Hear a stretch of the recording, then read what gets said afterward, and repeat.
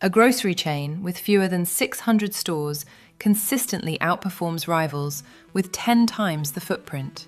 Smaller locations, fewer products, almost no advertising. That mix should dilute loyalty. Instead, it compresses it into something far stronger. Most analyses miss one critical distinction. Trader Joe's isn't designed to win shopping trips. It's designed to win belief, and belief behaves very differently from discounts, points, or promotions. The constraints are obvious the moment you walk inside. Narrow aisles, no national brands. Roughly 4,000 SKUs where conventional supermarkets push 40,000 or more. On a spreadsheet, that looks like a disadvantage. In human behavior, it becomes leverage. Remove choice and doubt disappears with it. Shoppers stop comparing. They stop optimizing. They commit. That commitment quietly shifts power away from brands and toward the retailer controlling the shelf. More than 80% of what Trader Joe's sells is private label, and that single choice rewires the entire system. Slotting fees vanish. Marketing subsidies disappear. Margin negotiations never begin. Pricing, sourcing, formulation, and storytelling move together by design. Margins don't slowly erode under pressure. They're constructed deliberately before a product ever hits the shelf. Sales per square foot regularly land in the mid to high four figures, often double traditional grocery averages. Not because price is a premium, but because velocity is relentless. Items don't sit. They turn, again and again. Nothing dramatic changed at first. Fewer products simply started moving faster. Volume concentrated instead of spreading. Suppliers adjusted.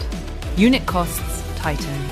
Ingredient quality improved without raising shelf prices. Value stopped meaning cheap and started meaning intentional.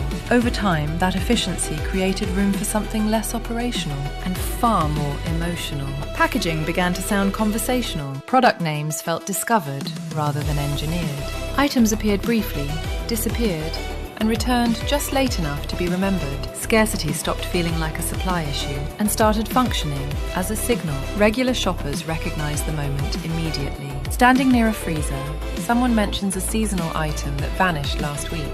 Another shopper responds, without being asked, that they bought extras. No frustration, no complaint. Just recognition. That exchange isn't about food. It's about membership. Preference turns into defense at that point. Most retailers would respond to this behavior with data, loyalty cards, apps, personalized offers. Trader Joe's does none of it.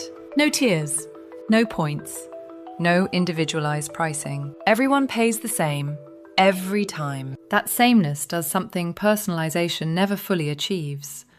It removes suspicion. Equality scales trust faster than optimization ever could. Across the grocery landscape, most chains compete on speed, assortment, and convenience. Trader Joe's competes on narrative efficiency. Every constraint strips away noise. Every reduction sharpens meaning. The strength of that system also defines its limit. Expansion isn't just a capital exercise.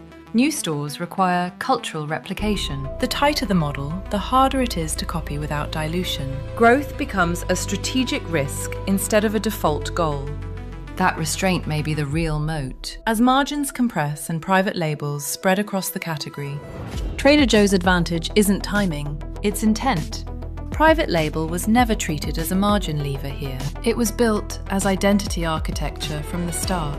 The unanswered question isn't whether others can stock similar products. It's whether they can tolerate the discipline required to leave options and short-term revenue untouched.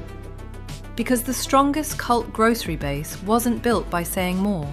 It was built by choosing carefully, repeating relentlessly, and letting belief carry the weight.